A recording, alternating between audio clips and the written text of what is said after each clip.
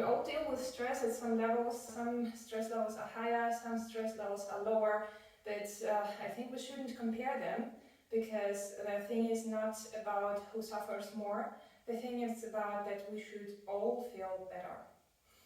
If you are completely heavily stressed, not only your heart may beat faster, but also your breathing can become more shallow and more fast.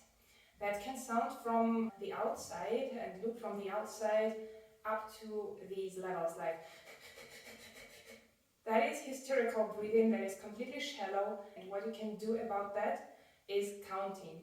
Counting in your brain inside can just help you slow down your breathing and also lower down the cortisol levels inside your blood. So let's just try the breathing exercise to slow down your heart rate and breathing rate. You can count and go with some small steps, or you can count smoothly. I will show you the both ways. So the first way is counting by small steps. And let's fasten out our breathing.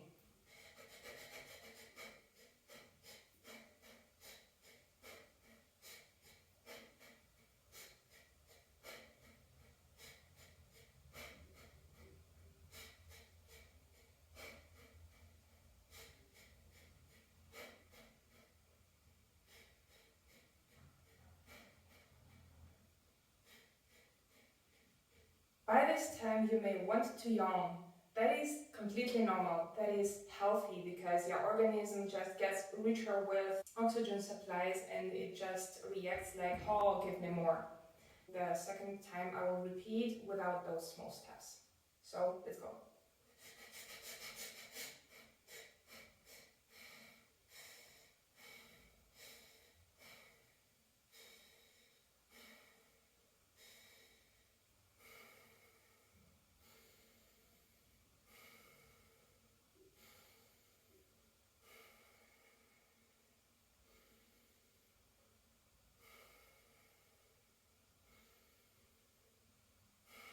You may notice that I not only take longer breaths, but I also start counting slower. That also goes into calming technique. The next step, after you slowed down your breathing, what you may do to improve your mindfulness and to get more concentrated on your body and not on the stressful situation, is to breathe in different areas of your body. So as a vocalist, I can tell that we can breathe in different parts of our body. The first, the very shallow breathing, which we have, is to breathe into shoulders or into the upper chest. That is this. Then we can breathe into the ribs. So it looks like that. You just try to place your palms on your ribs on the sides and try to push them on the sides. Then you can breathe with your diaphragm directly. Place your palm on the stomach area and then try to push it out with your stomach while breathing in. Actually, your diaphragm is also located there, so it will move really actively.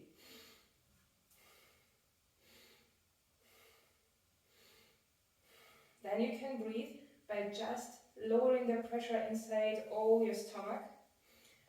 With lowering the pressure inside yourself, you give more space to your lungs to open up. It will look like that.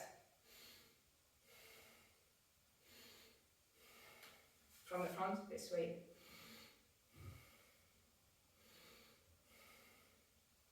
Then you can also breathe inside your back. Actually, that will not be the direct breathing and isolated breathing only inside the back ribs, but you can feel them moving. And to feel them moving more, you can place your hands in front of yourself and you can just breathe as back as you can. That may... I will just tighten my t-shirt so you see.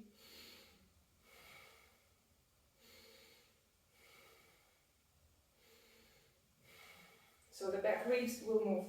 And what I suggest, as soon as you lower down your breathing rate, that you concentrate, you can also sit on the floor like this. Place your hands on the sides and then concentrate, close your eyes and concentrate and you breathe inside your shoulders, inside your side ribs, inside your diaphragm, inside the full stomach, and inside your back. And you repeat that in cycles until you feel calm. If you feel not like breathing, or if you feel like that was enough slowing down your heart rate and breathing rate, you can also go into the physical, so muscle and joint stress relief techniques. If you are at home or in the place where you can allow yourself to move actively, I suggest the really powerful variation of squats. That's a squat with a jump that looks like that. So you squat down and then you jump out. If you don't want to make your neighbors suffer from the loud jumps, you can just do the squats like that. Yeah, if you don't feel like jumping, if you have neighbors under you, I completely understand you, and you can take active movements afterwards. What you can do also, you can do a push-ups, either from the floor, like that, or from the wall, if you feel like not pushing out from. So from the wall you can also use the gravity a bit to help you. The stronger are your feelings, the stronger should be the physical exercise, and it will calm you down. After that, what you can also do is you can work on your joints. Also, you can, with these joint exercises, you can relieve your cramps. So if you have prolonged stress during the weeks, that may appear that you may have sudden cramps in different parts of your body, like suddenly somewhere between the ribs or inside the hands, or you may feel tickling of your eyes or some hand or leg muscles. That can happen. That is prolonged stress. You can work with it. If you have a sudden cramp and you have access to the point of it, for example in the hand, yes, you may do the direct access to it. So you push on that point, you squeeze your hand a bit, and you start rounding, massaging that. On one side and on the other side. If you have no access to the cramp point, then there is a technique on your palms. There is the palm, and that has very much nerve endings. And what you can do with that, using those nerve endings, communicate to the whole of your body. And if you have cramps anywhere inside your body, you can just press massage your palm. You just can place it palm up, and with your thumb you can massage it through really hard until you feel like warm going through your body. That means like the nerve signals are reloading your brain, and the brain is rechecking where does it send too much electricity, because cramp is just too much electricity, too much nerve signals sent to the one muscle, and it just gets overwhelmed. What you can do also, like if massaging your palms doesn't help, you can then distract your brain from the painful area. To distract your brain from the painful area, you can also use your hands. So the first exercise is just place your hand, the first palm should face your face, and then turn it 90 degrees to the open, so it will be like that. Take it with other hand from the other side, place the elbows, and then you do the round actions from yourself. Do that the symmetrical way, so do that, for example, 5 times in one hand and 5 times in the other hand. The second variation of this joint exercise is placing your hand palm down and then turning it 90 degrees outwards. You take it with the other hand, with your thumb up, from the up to down, and you start circling movements towards yourself.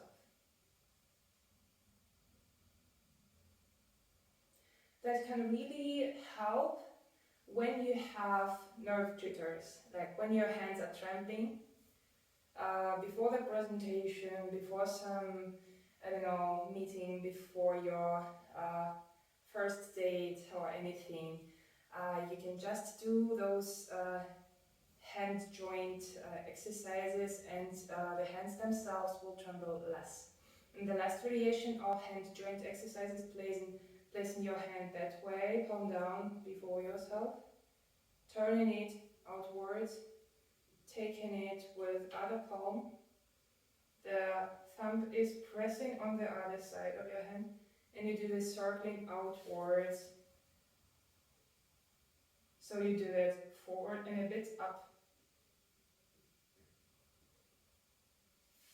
And on the other side.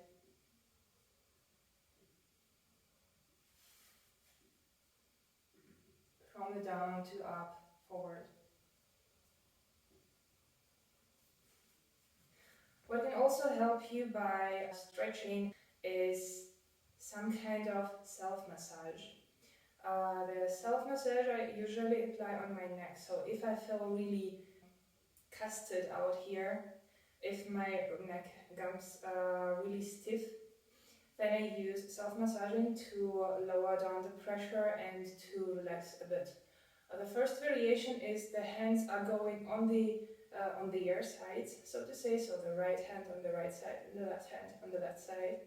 You place your back, the back of your head on your fingertips, back, and then you start jiggling around. So this movement. Your brain will shake a bit, that is normal, that is the goal. If you feel a bit of a stiffness, if you feel like you cannot feel free while juggling your head, you may change the hands.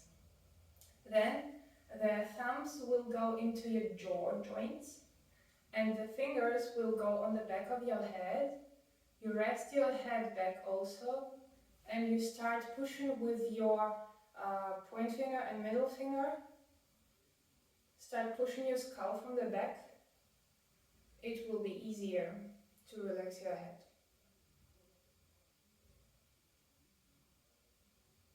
You can also nod a bit back, a bit forward. That will relax your head.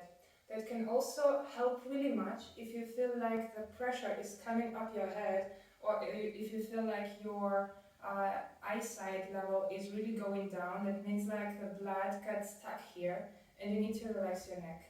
And that's why you have this a bit of a juggling. The blood vessels will get relaxed. What you can also do is directly apply pressure and stretch out and run out the blood of the blood vessels on your neck, so you get the right hand to the left side and you massage from up to down. And you can go with the left hand on your right side and do the same. The rule of self-massage of the neck is that the opposite hand applies better than the same direction hand, just because your brain is used to think that the right hand is completely external thing to the left hand is completely external to the right side, and the right hand is completely external to the left side. It feels like other person. And we are going to the next part of self-relief. So if you are affected by a huge amount of stress, if you feel like you need just to cry or just you need a hug, and that is going to the upper point, and you are completely alone or nobody wants to give you a hug, then you can help yourself. You can hug yourself, and it will be effective if you do that in the alien hand rule. So first, what you can do, remember that the right hand is external for the left side. You put your left hand on your right ribs, you hug yourself already. You go with your right hand and you start stroking your face and head, going with the thumb from your forehead to your ear and over your ear. There's some kind of a noise, the small noise which comes when you stroke your ear will calm you down. And you can do all the same on the other side. You may think that looks funny, but when you are alone, nobody's watching, right? Then what you can do also, you can rest your head on your hand and just let it float a bit. And on the other side it works also. Feels like resting on a nice warm shoulder. Then what you can also do is go in and stroking your other hand. That helps very much when calming before going into some stressful environment or before going to the presentation where you are a speaker, for example. So you just hug yourself and with your opposite hand you start stroking another hand. That looks completely normal, nothing funny, nothing big, but that already calms down. And you can do that on the other side also. Just which side feels better. And the last points which I wanted to show you is the points which appear in our lives as the first thing how we can physically relieve our stress. That's how babies relieve all their emotions. As soon as they get up on their legs, when the baby is happy, baby is happy. Baby is bouncing on their knees. When the baby is sad, the baby is sad, it's bouncing harder on their knees and starting crying. Then what we can do if we feel huge amount of stress coming, if we feel our hands trembling, if we feel our heart rate rising, we may breathe and at the same time we may just bounce on our knees. We may also shift our weight a bit from one knee to another. That will fasten and it will make the process of calming down really faster. I checked it on myself. So with a hard stress, you can do the bounces faster, you can do the bounces slower. You just need that lulling, calming technique, and you can also bounce in horizontal directions. Just your brain will bounce a little bit also, not in the unsafe way, but just in calming way. You are basically lulling yourself down. And the other one variation which you can have, you can hug yourself and you can soften your knees and then you start circling your hips in one direction and your elbows in other direction. And that is a soft movement that shouldn't be big, that shouldn't be hard. You just jiggle in different directions. You may do it slow, you may do it in small fast movements, but that will help you also to calm down. That's how I survived through the 2 months of stress of myself, and yeah, I have great thanks from the company and all the people who helped me, and yeah, I'm just giving my experience further. Help yourself and take care.